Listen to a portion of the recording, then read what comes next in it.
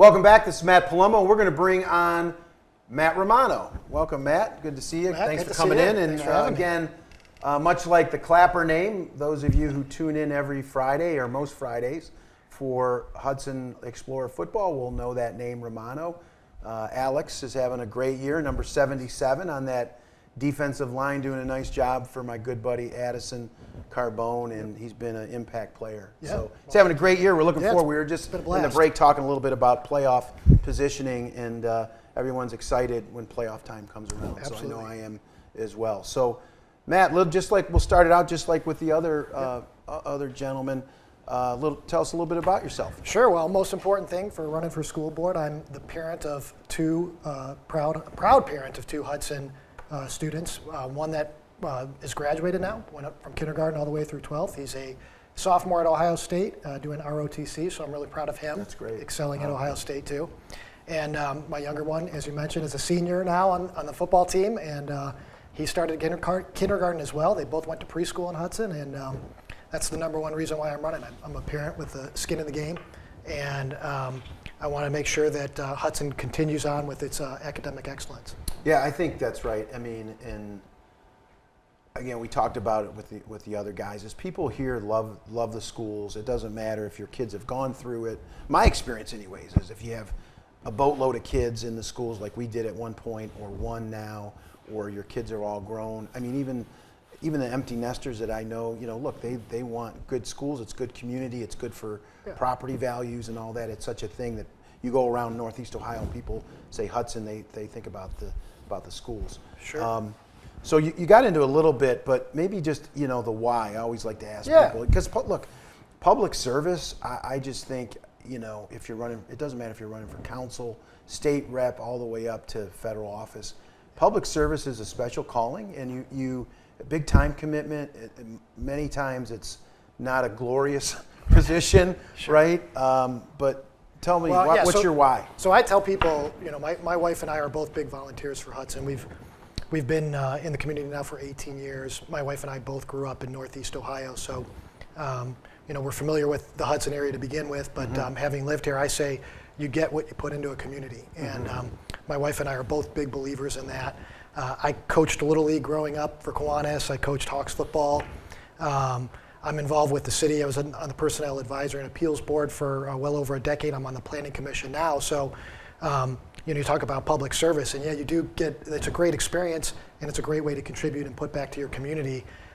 This running for public office is a whole other level of it, really. I always tell people, too, that, every experience is different. What's been wonderful about this experience is getting to go door to door. I've probably close to 100 hours now of going door to door and talking to Hudson residents just about their feelings on the schools, what their personal experience has been, what their kids' personal experiences have been. Talked to a lot of teachers that teach here in Hudson, and teachers who are in other districts, just going through my door to door. That's been a wonderful experience. From my standpoint, running for public office is the paramount thing that you can do to contribute back to your country and to, in this case, the community. That's great. Yeah, I mean, it is. There's a reason it's called public service, right? That's right. Because both of those words are critical, right? It is a very public position, and obviously it's serving. It's not. It's a time-consuming thing. And I kudos to. That's one of the things I think the unsung hero I think of Hudson in terms of child development is the great youth sports organizations that we have here, whether it's Kiwanis and obviously the other baseball groups, and that's been my experience. And obviously Hawks has been tremendous for my kids, and you see kids all over. In fact, it was funny because they just did the senior night at Hudson. We broadcast the game against Nordonia, and the public address, all the kids get to say what their greatest memory was in football, and a lot of them it was a Hawks experience. Even though all those great games that they've been in. So it's great that I think that's great investment. Well, it's important. I mean, the thing about Hudson is that there's so many parents that are involved, so many families that are proud to be here, and it's not just with sports, right? We heard a little bit from that with Matt Clapper. We've also heard from Mark Justice about the Science Olympiad, but there's so many other things too. It's not just the band, it's the theater program, it's the PTO, an unbelievable amount of parents, including my wife for years, on the PTO. And we're lucky to live in a community like that where parents are so involved and willing to contribute their time. And it's wonderful that we can harness that energy and harness all that expertise. And that's one of the things I want to do as a board member is make sure that parents are heard, teachers are heard, community members who have contributed for so many years continue to contribute and continue to stay very happy about what they want to put into the schools and into the community. So, yeah, absolutely. I would also say Sure. too, as a point of specific running, there are a couple seats that are open right now that we're not open.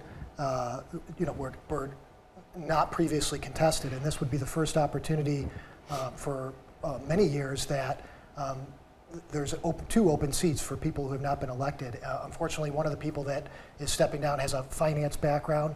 I'm an attorney and a CPA, an active CPA, but have over 2 decades of experience doing that. And when you talk about running, we've got a levy that's on the ballot this fall, and I want to make sure that we have some financial expertise for our spending in our schools as well. So. Yeah, got it. Understood. So again, I had an opportunity to go through as we put this together in the last couple of days. Your literature, and again, much like the other gentlemen, back to the basics seemed to be something, and you were very specific about the STEM and science, but back to and again the whole. So I think that's a big topic. It seems like that people really do want to get back to the basics. Yeah, I think Matthew Clapper hit on it a little bit. Our schools are performing great. We have wonderful academics in Hudson. We always have. There is room for improvement.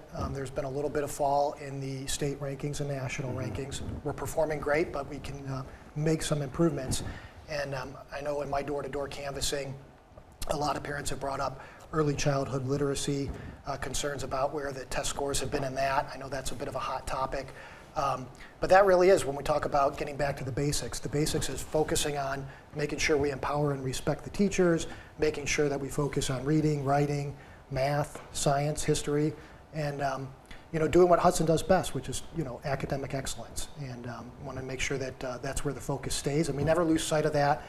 No matter what the political agenda may be outside of schools, sure. We want to make sure we keep that out, and we really stay focused on what the real purpose is, which is the students, and making sure the parents and the teachers can help the students in their academic excellence. Right. Yep. I mean, and I think we talked about too, there's plenty of places that people can go if they want to get engaged in political discourse and that kind of thing. And unfortunately, hopefully at some point, in the country that whole thing is toned down, but certainly we can impact it here locally, especially in the schools. And again, another thing we just talked to Mark about is teachers, right? And I know it's so critical because I think about it is when kids are in school, it doesn't matter if you're a 2-income household or one, whatever. Yeah.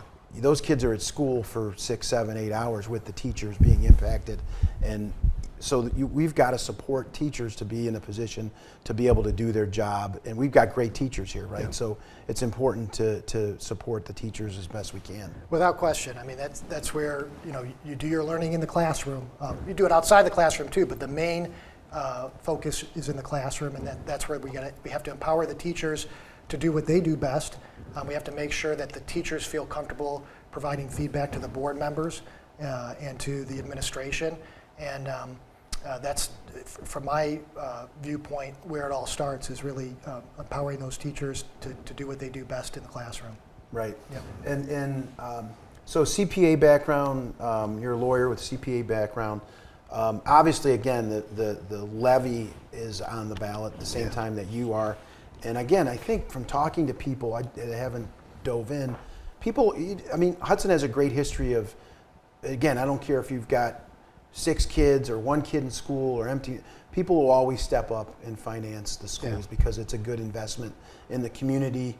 And but talk a little bit about, I know you as a CPA have kind of dove into that. Yeah, no, it's a big reason why I'm running too, just to make sure again that we have a good financial core on the board, somebody who can talk with our treasurer and make sure that our spending is in the right places. One of the things that I think most CPAs will tell you is independence is the most important thing, right? And one of the things that I can say is is coming in as a new board member is that I would have complete objectivity on our spending. And with the CPA auditing background, I think I would do a really good job of being able to tell where our spending is occurring, where we can make improvements.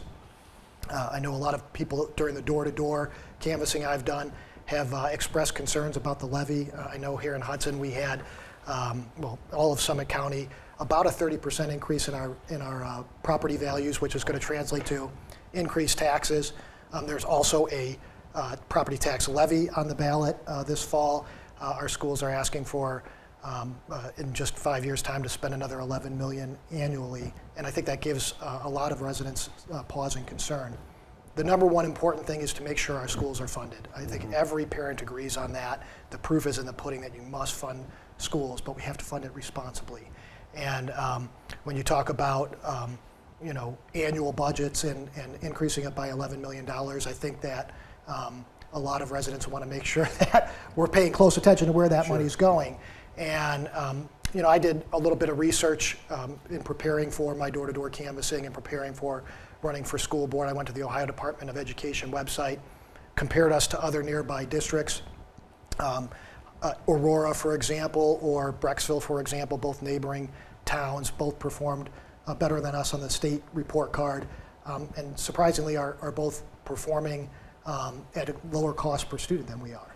And so that gave me some pause and concern. I know that the Ohio Department of Education website indicates that Avon is a school that performed almost identical to Hudson in the state report cards. They have 23 less students, I think, and they're actually operating at a budget of $20 million less per year. And so to me as a CPA, I say, well, if there's a $20 million difference, we need to take a very close look at where the spending is going. Is it going to the classroom? Is it being provided to the teachers, or is it going elsewhere? And especially if we're going to put a levy on the ballot, I think it's important that we have fiscal responsibility, and that's a real big hallmark of what my campaign strategy is to make sure that parents understand that if they vote me in, I'm going to be very careful on what we spend. I'm going to make sure that we fund the schools, continue to fund the schools, but I'm also going to make sure that the money's spent in the right place. And when you talk about just a little bit, when you say money directed to the classroom, so is that what do you mean? Is that resources? Is it the teacher? What yeah. So just, what do you mean by what that really means is we want to make sure that the spending is not on extra things. For example, there could be 6 figures spent on non-curriculum items, right? Things like what's our strategy? What's our overall approach to Portrait of an Explorer? And if we pay a consulting company, quite a bit of money on that, is that money well spent, or is there ways that we can take that and put it back into, academics and in curriculum? Really stay focused on the students, and it doesn't mean that we're not spending on other activities. Sure. As you called them, I think when you were talking with Mark Justice, co-activities, right? Co-curriculum, yeah. Right. Whether it's theater, whether it's band, whether it's sports. That's all spending on the children, and that's all part of the overall learning. So I'm very much in favor of that. But we just want to make sure that we're not spending too much money on consulting contracts or things like that, right, that are more administrative and maybe important with regard to the background, but we've got to make sure that we're spending that money carefully. Yeah, and I would think that when you marry that approach with, and I think I was surprised to know that the test scores were falling, and like we talked about, I'm a competitive guy. I want to be Hudson. I want Hudson to be great at everything, right? And so when I hear those numbers, it concerns me. But I would think the quickest way to counter that would be putting, as they say, lead on the target.